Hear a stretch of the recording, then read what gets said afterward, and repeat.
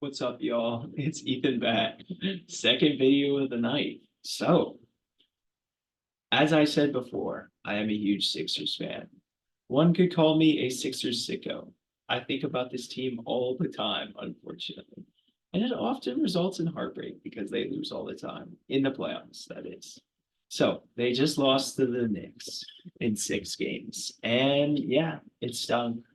But we're going to talk about what they should do going forward.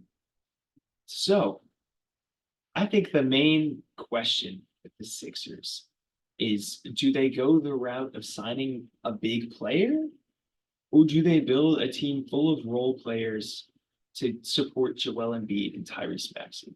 Yes, I think they should run it back. You have people saying to trade Joel Embiid and blow it up, but I am not one of those people.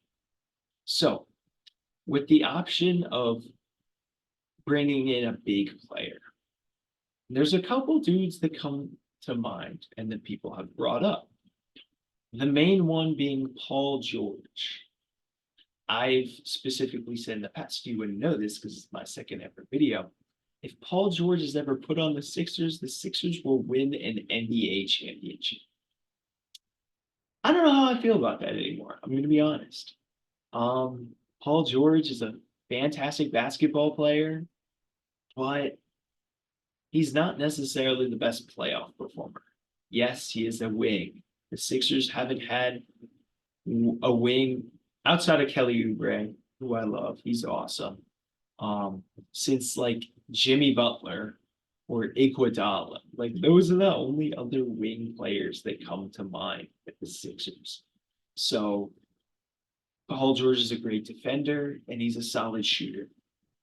It's a risk. The issue with Paul George is that he's going to need a max contract and he's also injury prone. And I love Joel Embiid, don't get me wrong, but this dude is extremely injury prone. He's been injured almost every season going into the playoffs. So just adding another injury prone player on top of that is extremely risky. And with the other options out there, I don't know if that's the best route to go. So then you have LeBron James. That's the other guy that people have talked about. I think this is the best option. I'm going to be honest. LeBron is one of the greatest, if not the greatest player of all time. He's still cooking at age 38 or 39, one of the two. I forget. That's my bad. He's still cooking. He's a playmaker. He can play defense. The only thing this dude cannot do is shoot the three. And he's not a consistent free throw shooter. But he's LeBron fucking James. This dude is insane. If they could somehow pull this off, I would be one, extremely impressed. But two, I think this he would be the guy that you would want to go and get if you were to get if you had your if you had your if you had the chance to get any of these guys, you take LeBron James. He is the best player that you could possibly grab out of all of the guys I am about to mention. So yeah, LeBron is a stud. He is one of the greatest players of all time, the greatest player of the generation. This dude would make Philly like the number one contender in the East for sure. As long as you're not giving up like Tyrese Maxey or Joel Embiid to get him in the process, you got to take LeBron. So then the next guy I'm going to bring up is Kevin Durant. Kevin Durant is also one of the best players of our generation. This dude is a multiple time scoring champ. He's an MVP. He has 2 rings. The dude is a stud, don't get me wrong. However, in recent years, he's kind of fallen off a little bit. I'm not going to lie. Not so much in the regular season. I mean, he averaged like 27 this year. That's good. He was an all star. He's an all star player. He's a top 10 player in the NBA still. He's a stud.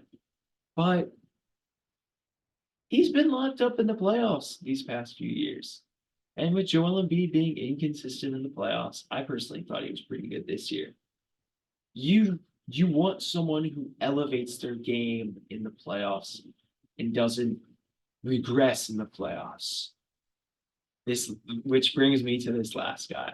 Personally, this last guy is my favorite player on this list, and I mean it's pretty obvious why. Jimmy Butler.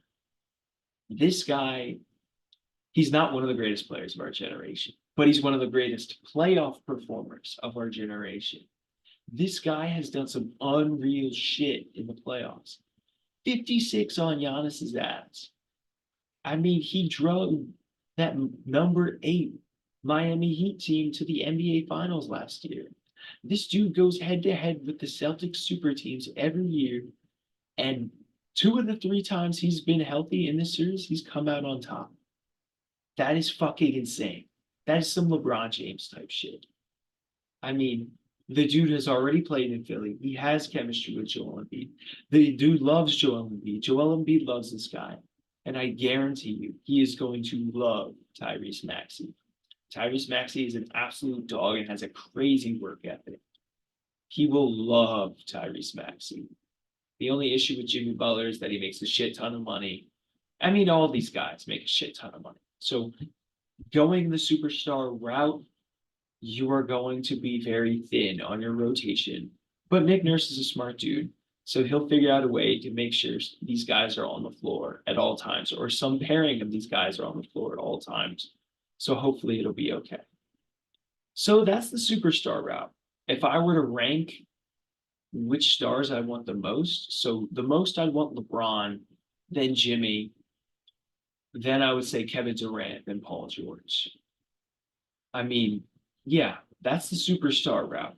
Then the Sixers could go an upper route.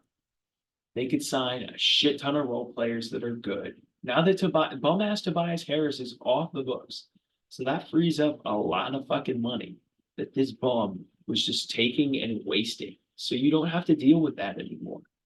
So you can sign a multitude of role players. There's one that comes to mind to me. That guy goes by the name of Malik Monk. This dude is a free agent this year. He was second in sixth man of the year voting this year.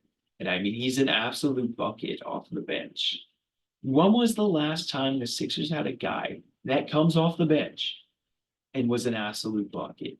I can't think of a single guy in Joel Embiid's career that was like that. Like, my God. All right, Kelly Oubre is a bucket, but he starts. So, I mean, he's a bucket, but he starts. So he's not a bench bucket. That guy, you need this dude on your team. Like, my God. Another route you can go, if you lose Buddy Hield, Gary Trent Jr. is a free agent, so you could bring in Gary Trent Jr.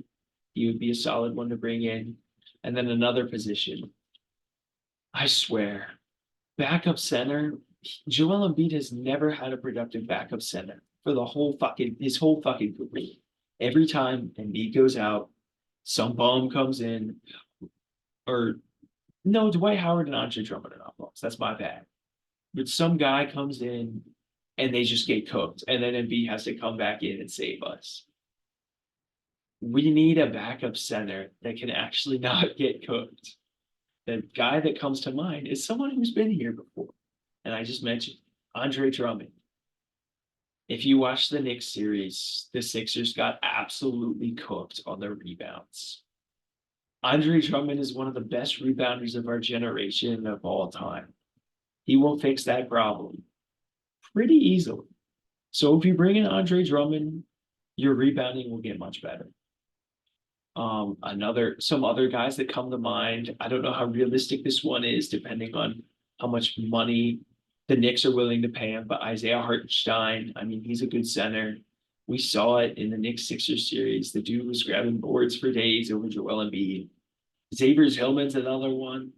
I mean, he's solid as well.